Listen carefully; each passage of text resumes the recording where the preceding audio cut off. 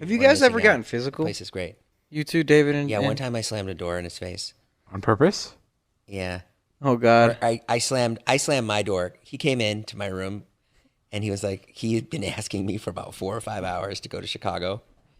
And I said, no, I can't go. And I was like in like a bipolar state. Like I was like so tired from working with him. No, Jay, you got to recreate it right now so people can like know how much you were slamming that door. Like go to the door. It was like, I don't want to fucking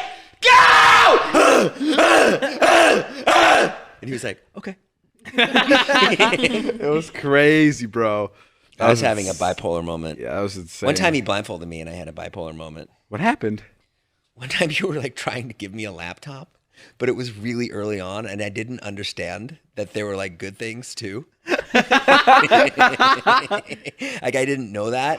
So he was like trying to blindfold me for like a really long time and I was like, I don't know. I wasn't taking my medication or whatever. And I got really upset. And then I felt really bad at the end. He was like, here.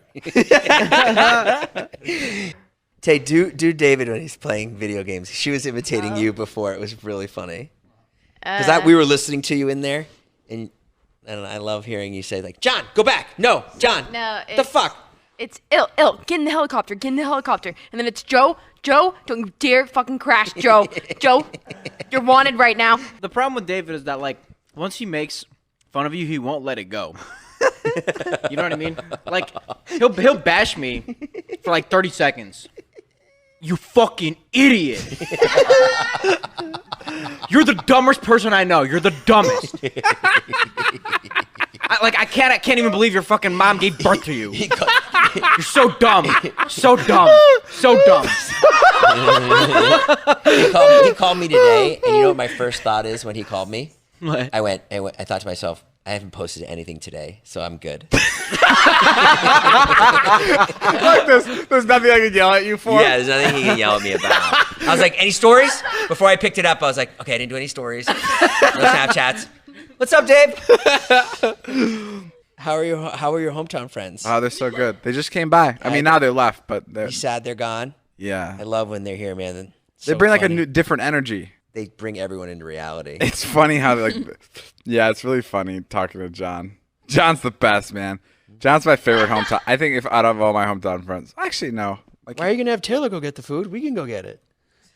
That's not how it works, John. Yeah, that is. That is really funny. It's fucking funny. And by the end of it, John was like, medium rare, Taylor. Yes! I saw him one night when he started telling you how to make the steaks. I was like, okay, yeah. Someone's made himself at home. Yeah, that was crazy. Ready soon. Oh my god. And I go, okay, I'm gonna go outside, and he just goes, okay, medium rare. Oh my god, He was like, he really wanted that steak that night. It was so bizarre. I've never seen him that demanding.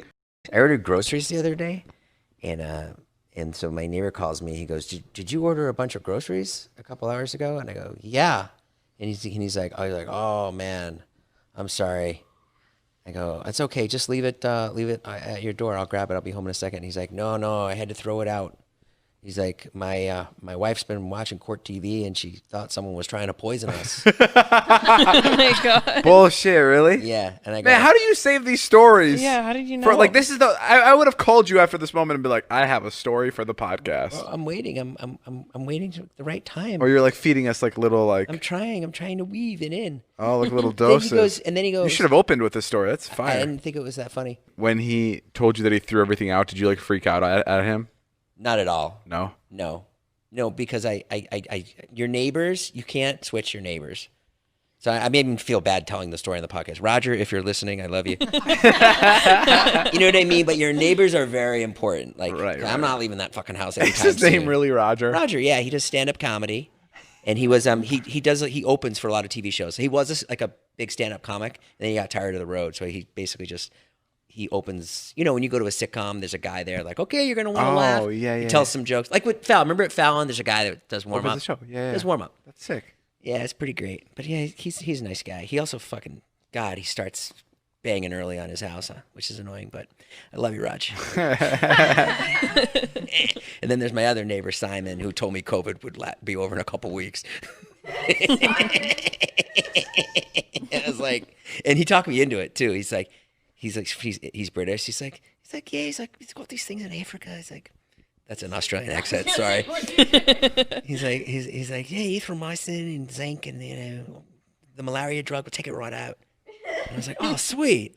So it's not gonna be that bad. You're fucking wrong, Simon.